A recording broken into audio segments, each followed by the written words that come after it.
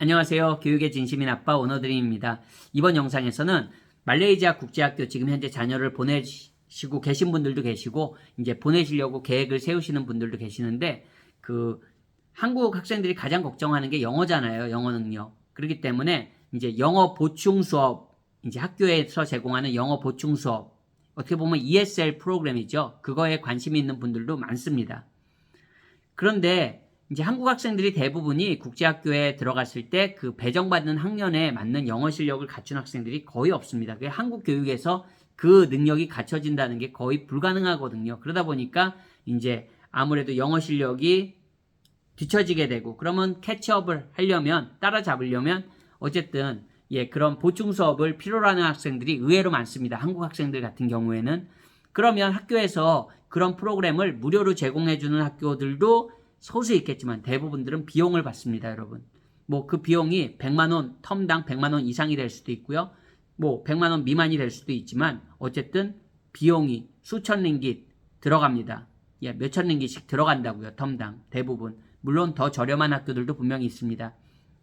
그리고 처음에 학교에서 설명할 때는 ESL도 레벨이 있습니다. 이렇게 몇 단계 레벨이 있습니다. 이렇게 말하지만 실제적으로 그 레벨이 참 지켜지기가 어렵습니다. 그거는 저도 솔직히 이해가 되는 게, 국제학교는 영어를 배우러 오는 곳이 아니에요, 여러분. 영어로 모든 수업이 진행되는 게 국제학교지, 영어를 배우기 위해서 국제학교에 오는 건 아닙니다. 그거는 이제 어떻게 보면 전형적인 한국식의 마인드입니다. 한국 부모님들은 영어를, 내 아이가 국제학교에 가서 영어도 배우면서 이제 공부도 한다고 생각하는데, 국제학교라는 건 영어를 가르쳐 주는 곳이 아니고요. 모든 과목의 수업이 영어로 진행되는 곳이 국제학교입니다.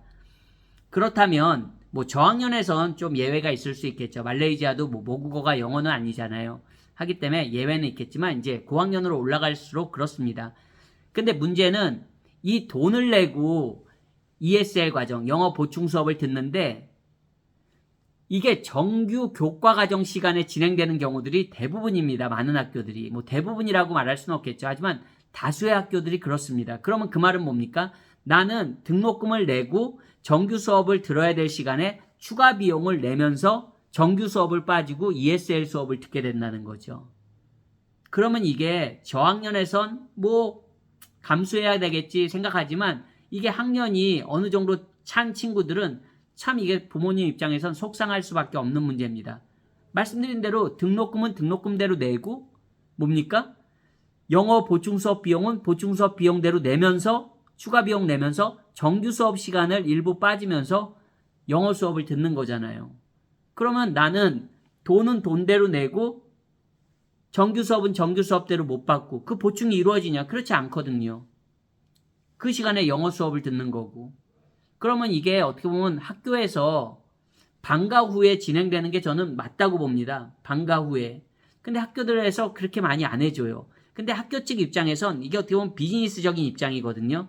왜냐면 ESL 선생님을 딱 고용하고 그 반이 방과 후에 운영된다면 그 반을 책임질 수 있는 선생님과 교직원이 있어야 되는 거거든요. 근데 그러면 돈이 들어가잖아요. 인건비든 뭐든 비용이 들어가는 겁니다. 근데 저는 그거 감당해야 된다고 보거든요. 근데 또 학교 측 입장에선 그럴 것 같아요. 국제학교이기 때문에 그 ESL 수업을 듣는 학생들은 솔직히 굉장히 소수입니다. 많지 않아요. 그 ESL 수업이 인원이 많다면 그 학교에 또 역량의 문제고요. 다 받는 거잖아요, 아무나. 그러면 또 그것도 문제가 되겠지만 어쨌든 이게 부모님 입장에서는 굉장히 그렇다고 선택을 안 할 수도 없고요. 이거는 내가 선택할 수 있는 게 아니잖아요. 학교에서 입학할 때 전제 조건이기 때문에, 그런 조건으로 입학하는 거기 때문에 부모님 입장에선 그거를 또 거부할 수도 없습니다. 그리고 영어 수업이 필요한 건 사실이니까요. 그러니까 이게 참 울며 겨자 먹기로 선택할 수밖에 없는 그런 게 되는 것 같아요. 그래서 만약에 학교를 선택하실 때 진짜 그 ESL 수업이 어떻게 진행되는지도 명확하게 파악해야 되는데요. 이게 명확하게 파악하는 게 힘듭니다. 왜냐하면 제가 아까도 말씀드렸듯이 프로그램을 설명할 때는 아주 반듯해 보여요. 레벨도 몇 단계 있고, 그리고 이게 반이 잘 운영되는 것처럼 보이지만 실제 내 아이가 들어갔을 때는 그런 게 잘 안 지켜지는 경우들이 의외로 많거든요. 왜냐하면 인원은 소수기 때문에. 인원은 소수기 때문에 거기에 전문적인 인력을 배치한다는 게 이게 비즈니스 측면에선 학교 측에서 어려울 수 있는 거예요.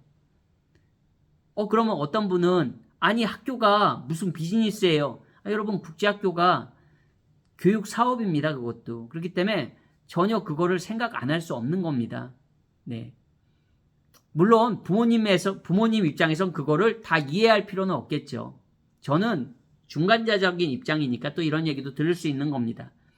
어쨌든 여러분 참 그런 부분이 속상할 수 있는 부분은 같은 부모로서 충분히 공감하는 바입니다. 그래서 그런 부분에 대해서 그래도 명확하게 지금 현재 그냥 단지 어떤 뭐 우리 말하는 뭐 그런 책자에 소개된 그 프로그램이 아니고 실제 어떻게 진행되고 있는지도 확인해 보실 수 있다면 네, 꼭 한번 학교 입학할 땐 등록금 내고 등록해야 되잖아요.